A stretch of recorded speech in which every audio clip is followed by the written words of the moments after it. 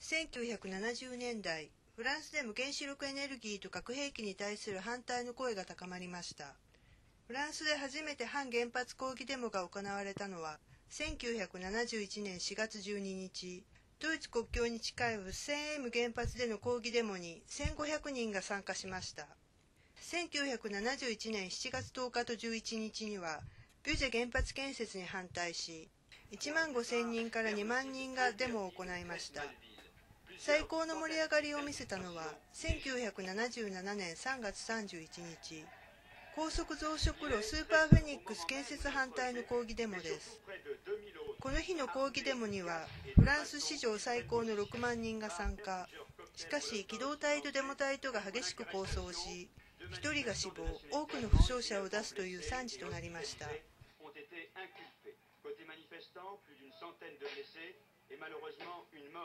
その後、フランスの反原発運動は勢いを失います。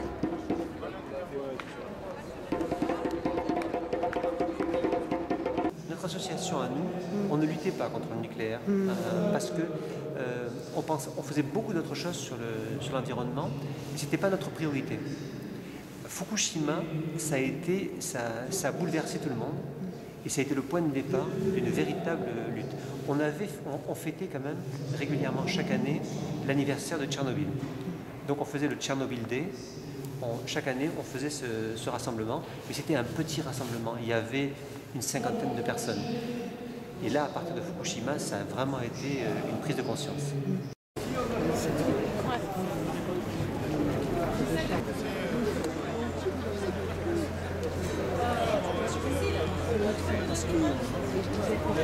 Donc, il va vous entretenir sur les dangers des transports et des déchets nucléaires. Avignon, ça a commencé juste après la catastrophe de Fukushima. Donc, quelques jours après, 7-8 jours après, on s'est retrouvés sur la place de l'Horloge. On était environ 150. Et on a décidé, donc, par solidarité envers le peuple japonais, et aussi parce qu'on ne voulait pas que la même chose arrive en France, on a décidé de se dire on va se retrouver tous les mois. Tous les mois, à partir de ce moment-là, jusqu'à ce qu'on sorte du nucléaire. Et donc ça fait 1 an qu'on organise des chaînes humaines sur Avignon, tous les mois, pratiquement. On en a organisé 7 environ. Et au début on était 150, après on était 400, après on était 600, après on était 800, et à la fin on était 1000. Moi on m'appelle Charlie, je milite contre le nucléaire depuis les années 1970. 72 exactement à la centrale de Puget. Ensuite il y a eu Crestalville, enfin il y a toute une histoire contre le nucléaire. Et je suis arrivé à Avignon et j'ai immédiatement rejoint le groupe qui venait de se créer, qui s'appelle Avignon Mon Amour, et qui faisait partie de la réaction nouvelle en France suite à la catastrophe de Fukushima, de vraiment appuyer plus fort nos revendications contre le nucléaire. Mais on a commencé par un campement de 3 jours sur Avignon, où on a proposé beaucoup de conférences et beaucoup de choses pédagogiques afin d'avoir des bases de connaissances. Et ça nous a permis aussi de vivre à 3 jours ensemble et de créer un petit réseau et de fonctionner ensemble. Et on s'est rendu compte que finalement ce qu'on aimait faire c'est plutôt partir de ces conférences mais aller plutôt se diriger vers des actions, vers faire ensemble justement, réfléchir ensemble. Donc à partir de là on a fait un petit week-end autour de ce qui se passe sur Fukushima.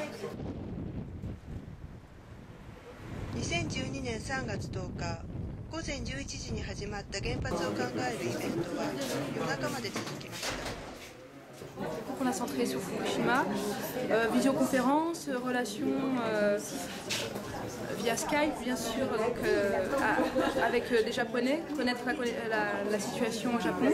Et aujourd'hui c'est un petit peu dans la continuité, c'est-à-dire que donc, on est toujours sur Fukushima, mais on aimerait aussi un petit peu faire grandir notre réseau et notre collectif, notre pensée, notre action.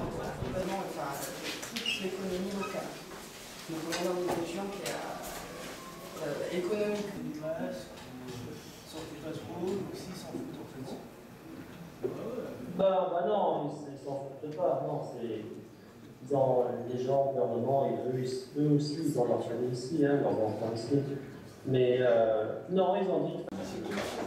Tu sais, avec ces municipaux là-bas, tu prends des candidatures. Oui, on le garde dans un message, je pense.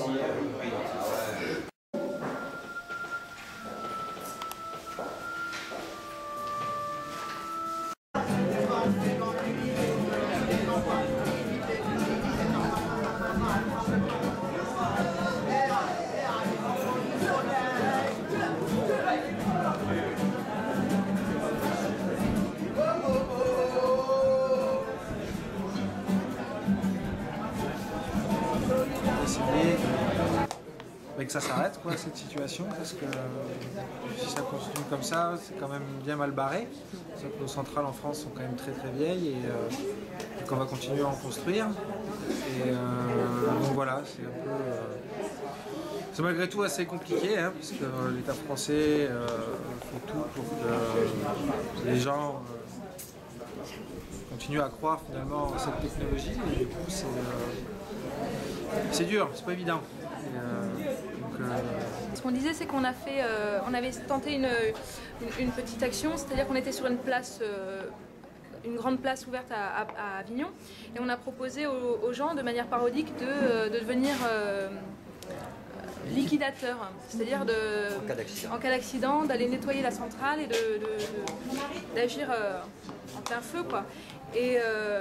Et quand on proposait ça aux gens, donc normalement c'était pour les faire réagir, et effectivement tous les gens étaient plutôt d'accord sur l'action. Ils disaient qu'ils comprenaient qu'on envoie des gens à la mort en cas d'accident, mais qu'en même temps c'était un peu trop dangereux, donc eux-mêmes ils ne s'engageaient pas, mais ils comprenaient qu'on fasse cette sorte de démarche. Et il n'y avait pas le recul nécessaire pour comprendre que c'était ironique et complètement scandaleux. Donc ça montre bien aussi l'état d'esprit. Et donc les gens commencent à se poser des questions. Mais c'est très difficile. Les militants du nucléaire, je vous ai dit, moi ça fait 30 ans, mais ça a beaucoup de mal à se répandre dans la population. L'activité ça veut dire qu'il y a quand même des fous, des scientistes type Alex, qui continuent On doit avoir l'humilité de comprendre qu'il faut sortir le plus rapidement possible du nucléaire. Moi, par exemple, je ne suis pas originaire de Lille. Je suis allée passer du temps là-bas pour justement m'opposer à ce projet-là. Et on est assez nombreux, on est plusieurs personnes à être venues de l'extérieur pour venir aider en fait, les gens qui sur place se mobilisent contre ce projet à faire un petit peu, faire un peu nombre et puis à continuer à s'opposer, même si ça dure depuis 95, donc c'est long, c'est fatigant, ça prend beaucoup de temps, etc. On a là-bas une maison qui s'appelle la maison de résistance à la poubelle nucléaire. L'idée de cette maison, c'est de pouvoir accueillir du monde justement qui vient de l'extérieur, que les gens puissent participer à la lutte, que les gens puissent venir s'informer.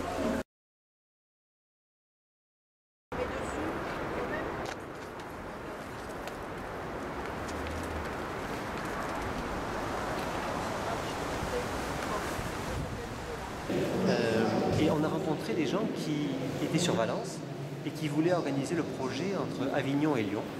Donc on a travaillé avec eux.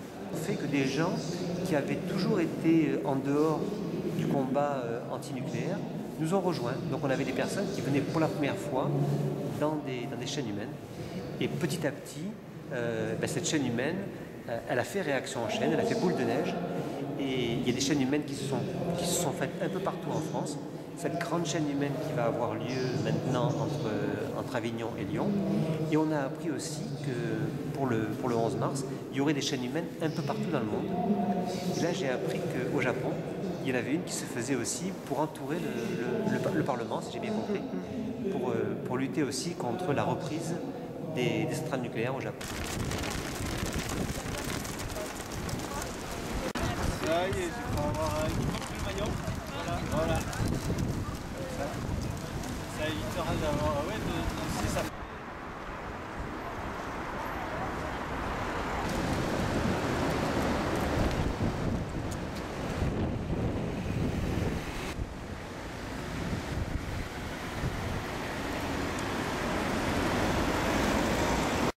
3月11日午後、6万人がアビニオンからリヨンを人間の鎖で結び、脱原発を訴えました。